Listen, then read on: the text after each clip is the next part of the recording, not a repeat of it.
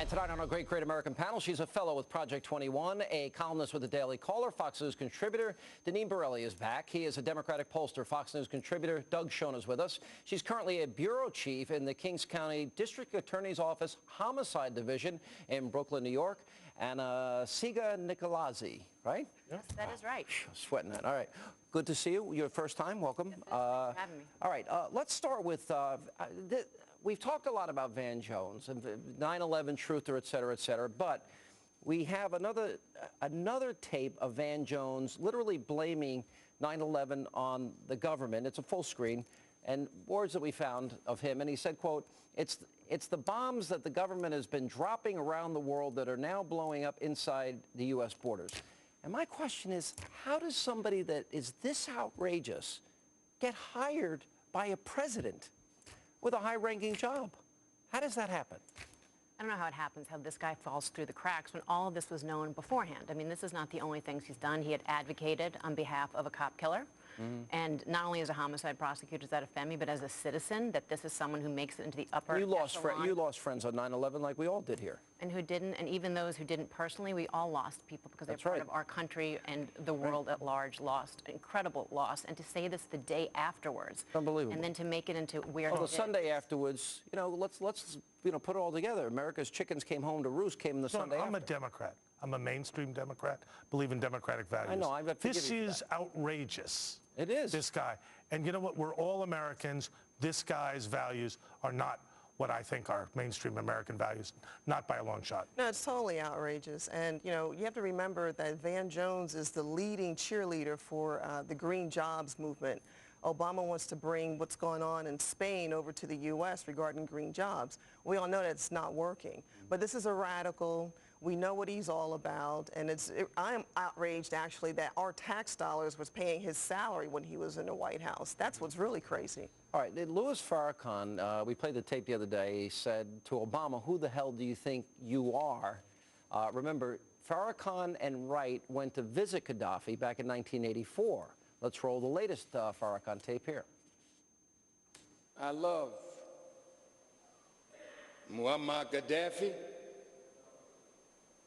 and I love our president. It grieves me to see my brother president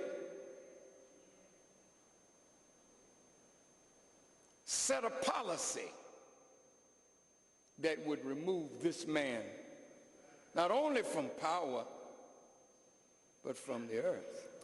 Now, there was an interesting comment by Malik Zulu Shabazz, who recently said, well, you sat at Farrakhan's table. Do you think, having lived 2 blocks apart, that it's a legitimate, fair question to say, Mr. President, did you know Louis Farrakhan? Were you friends with Louis Farrakhan? Or is that Hannity going off the deep end like he did on Ayers and Wright? Well, it's a legitimate question, because why not always ask the question? I mean, do I think that there's anything between Farrakhan and Obama? No. I mean, if anything, if Farrakhan is spouting... You don't think they knew each other?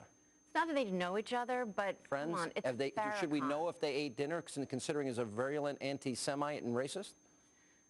Sure, we can know that, but chances are when he is calling Obama the first Jewish president as part of his anti-Semitic rants, that these are not two that have had a history. But I had a different reaction. When I hear Louis Farrakhan saying that he's worried about taking Muammar Gaddafi from this earth, what do you say to the families who were the victims of that Pan 103? What do you say to them?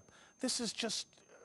What about my other question about, is it something that I think a question, because we're going to watch and we're going to be able to compare and contrast all the Republican candidates. They're going to get in, and the scrutiny, it's going to be, you know, worse than a colonoscopy. I'm just going to be honest about I'd rather scrutinize Obama's policies. But Obama has not gotten that scrutiny. Is this a legitimate question that he should have been asked, considering he had pretty radical associations in the past? At this point, I think more important is what's he going to do about the economy? What's he going to do to articulate a policy I'm going to get to that next, but is this a fair question?